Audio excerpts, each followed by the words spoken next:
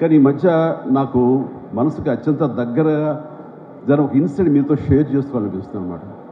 ఎవరో ఒక పొలిటీషియన్, సరే ఎవరికైనా సరే చాలా సాఫ్ట్ టార్గెట్, ఎవరైనా ఏదో మాట అనేది పర్వాలేదు.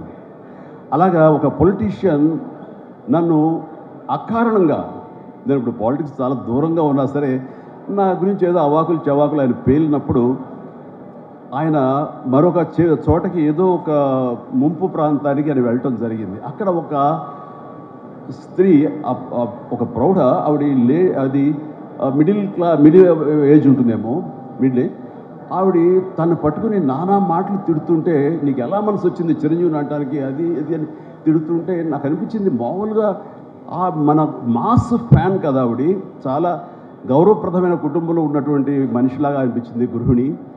ఆవిడ ఎందుకు అంత ఇదిగా మాట్లాడుతుంది, ఆవిడెవరు, ఆవిడ చూస్తుంటే మామూలుగా సినిమా ఫ్యాన్ లాగానో చిరంజీవికి వీరాభిమానంగానో కాదు, ఏదో ఇంకేదో ఉందంటూ నాకు అనిపించి ఆవిడ గురించి తెలుసుకోవాలని మన ఒక జర్నలిస్ట్ సోదరు ఎవరినో పంపించి తెలుసుకోవాలంటే వాళ్ళు చేసినటువంటి ఇంటర్వ్యూలో విజువల్స్ నాకు చూపించారు.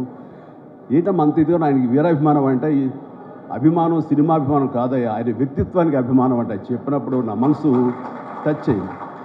ఏంటమ్మా అంత ఇదిగా, ఏంటమ్మా ఆయన మీకు ఏమైనా సహాయం చేశాడు, ఏం చేశాడంటే సహాయం చేయటువంటి అయ్యా, నా బిడ్డ ప్రాణాలను కాపాడాడు అని అన్నప్పుడు, ఏ విధంగా ఏంటి అని అన్నప్పుడు, నా బిడ్డకి రాజమండ్రిలో దగ్గర ఒక పల్లెటూరిది, రాజమండ్రిలో కానీ కాకినాడలో కానీ నా బిడ్డకి ప్లేట్లెట్స్, డెంగ్యూ వచ్చేసి ప్లేట్లెట్స్ బాగా డౌన్ అయినప్పుడు వితిన్ అవర్స్ నా బిడ్డ కనుక ప్లేట్లెట్స్ సమయానికి అందకపోయి ఉంటే కనుక వాడు ఏమైపోయాడు, పాటిగా దూరం అయిపోయేవాడు. అంటే ఒక 8 ఏళ్ల బాలుని అబ్బాయిని పిలిచి పక్కన కూర్చోబెట్టుకుని ఆ తల్లి చెప్తోంది, మరి ఎవరో చెప్పారు చిరంజీవికి ఫోన్ చేయపోయావమ్మని. నేనేంటి చిరంజీవి ఫోన్ చేయటువంటి, ఎక్కడ నుంచి చేయగలను, ఆయన ఎక్కడో ఉంటాడు, ఎలా చేయాలి ఫోన్ అని తెలియని పరిస్థితుల్లో, లేదమ్మా బ్లడ్ బ్యాంక్ చేయి, వాళ్ళు ఖచ్చితంగా ఎత్తుతారు ఫోను, నీకు కాల్ సహాయం చేస్తారంటే, వాడు గంటల్లో కావాలి, అది ఎక్కడో ఉంది హైదరాబాద్లో, ఎలాగొస్తుందో అనుకున్నాను. కానీ అయినా సరే ఎక్కడో ఆశ చావక ఫోన్ చేయడం జరిగింది. ఫోన్ చేసిన తర్వాత అక్కడ స్పందించి అక్కడ సిబ్బంది వెంటనే రాజమండ్రి పరిసర ప్రాంతాల్లో ఉన్న అభిమానులు, ఆ బ్లడ్ గ్రూప్ ఎవరికైతే ఉందో అభిమానుల్ని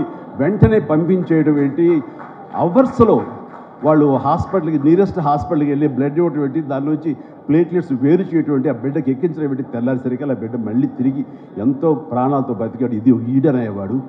ఆయన కనుక సమయానికి చేయకపోయి ఉంటే నా బిడ్డ ఏమైపోయాడు. అలాంటి మనుషుల ఈ తుచ్చులు నీచులు కలిసి మాట్లాడతారు. వాడిని నాకు సరిపోలేదు, దగ్గరికి వెళ్ళి ఏమి చేసేదాన్ని చెప్పేసి అప్పుడు అంటుంటే చాలామంది అంటారు, ఎవరిని మిమ్మల్ని ఇలా అటాక్ చేస్తుంటారు సోషల్ మీడియాలో మాట్లాడుతుంటారు, మీరేం మాట్లాడరు ఏంటని. నాకు నేను చేసినటువంటి మంచి కార్యక్రమాలు, నేను పొందినటువంటి ప్రేమ అభిమానం, ఇదే నాకు రక్షణ కవచం. నేను మాట్లాడక్కర్లా, నేను చేసుకున్న మంచి మాట్లాడుతున్నట్టు నేను అలాగే అంటుంటాను, ఇది సత్యం. సో ఆ తర్వాత మళ్ళీ ఆ సదరు రాజకీయ నాయకుడు మళ్ళీ ఎక్కడా మాట్లాడేట్టుగా నాకైతే వినపడలేదు. అంటే వాళ్ళకు కూడా మనసు ఉంటుంది కదా, వాళ్ళకి ఒక అంతరాత్మ ఉంటుంది కదా, వాళ్ళకి తెలుసు. ఇంటికి వెళ్ళేసరికి ఆయన అంతరాత్మ చెప్పబోయిన ఇంట్లో వైఫ్ అని చెప్పుద్ది, ఏంటి చెప్పు నోరు అని. సో ఇట్లాగా ఇలా ఉంటుంది అన్నట్టు వాళ్ళ ఇది. సో మనం మాట్లాడక్కర్లేదు, మనం చేసుకుంటూ వెళ్ళిపోతూ ఉంటే కనుక ఎవరైతే ఇలాంటి రాతలు కానీ చేతలు కానీ మాటలు అంటారో వాళ్ళకి అదే సమాధానం. అందుకని నేను ఎప్పుడు దేనికి స్పందించను, అవసరం నాకు లేదు. మంచి చేసుకెళ్ళిపోవటమే, ఇలా మంచి చేసేటువంటి మాలాంటి తమ్ముళ్ళకి నేను సహాయంగా నేను ఉండటమే తప్ప ఇంకోటి ఏం కాదు.